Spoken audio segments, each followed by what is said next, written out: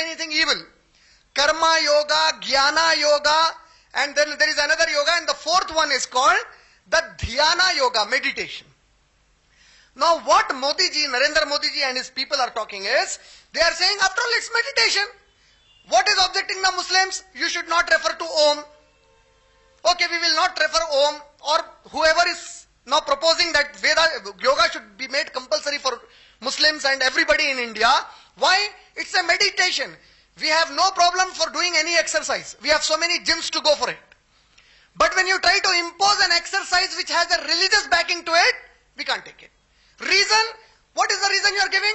You are saying if you do meditation, it will keep you away from evil and increase your awareness and consciousness. For that, Allah has already said in Surah Ankabut, Surah number 29, ayat number 45, Allah said, Utlu ma uhiya ilayka min al-kitab.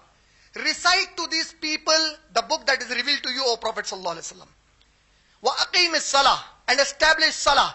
Inna salata tanha anil fahsha'i wal munkar.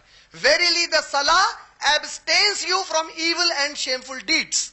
So for us, our awareness, our knowledge, our concentration, our meditation, our liberation, everything is given through the salah in the Quran. What do we do in the salah? We recite the Quran. Why do we recite the Quran? So the Prophet ﷺ, he taught us how to meditate. As a Muslim, he taught us. The meditation is concentrating on Allah subhanahu wa ta'ala. The Prophet ﷺ said, when you stand in salah, stand with the imagination that you are standing before Allah and Allah is watching you and you are watching Allah subhanahu wa ta'ala. Then the Prophet ﷺ said, if the moment you think anything else in the salah, immediately start concentrating on what you are reciting in the salah. So what we are doing is enough for us, mashallah. Then if you say in this meditation, we will not say Om or we will not recite any of the shlokas. If that is the case, so we are inviting all these people, Modi ji and all his teammates, to perform salah with us in the masjid. You don't recite anything, just listen to the recitation and meditate with us. If meditation is the purpose, we also have a better meditation than you. We don't need to give so much pressure and all the power to our body. And if yoga is such a good exercise, I would say it is a failure. Why? Muhammad Sallallahu in just 23 years of his life, he could spread the message to billions. And today you have to struggle so much to spread a message of yoga. The message of salah is so well spread everywhere.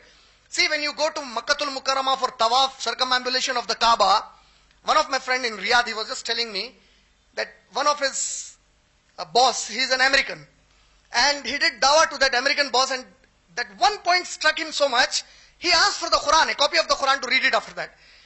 There was live coverage of the people making tawaf in Kaaba, and suddenly the azan was pronounced in Makkah. My friend, he suddenly asked his boss, okay boss, can you tell me, there are thousands, there may be hundreds of thousands of people, now they will get arranged in a row, how many volunteers may be required there and how much time will it take? He said maybe about 15-20,000 volunteers for about gathering of 1 million people, that is the requirement, and it may take 15 to 20 minutes. He said just watch, 2 minutes, all of them in the row now. He said this is a miracle. Who taught them to be so disciplined? One message of our Nabi and the whole Ummah is so serious till now. So what better meditation? You failed with your meditation of yoga. You need so much support to it. A Muslim who is born the most vulgar of the Muslim, every Friday he goes to the masjid, so well dressed, spiritually preparing himself that I have to learn something about God. You need to pay for the yoga. Do you need to pay anything for salah? Which is a better option? So if only meditation and good health is the concern, there are so many scientific benefits of salah. And the best of the things that a Muslim does in salah is the sajda. The medical science tells us that posture of salah is such a perfection in us that all that current that runs in our body, it gets earthed. It gets earthed the moment you are grounded. It's the best posture that you have. So we have a perfect posture to do all this. And the people, and there was also a news which said, so many Muslim countries have adopted it. So many have adopted it, but in the news they showed only one country, Iran. So I say Iran can adopt anything. Tomorrow they can even adopt anything to worship in the mandir also. For us they are never an example. They have never been an example to us. So Please don't give us that example. Show us prominent Muslim countries, Saudi Arabia, Dubai, Qatar, Kuwait, Bahrain, Oman, Pakistan, Turkey, Malaysia, Indonesia. See, these are prominent Muslim countries. Who knows Iran? Persian people, fire worshipping people.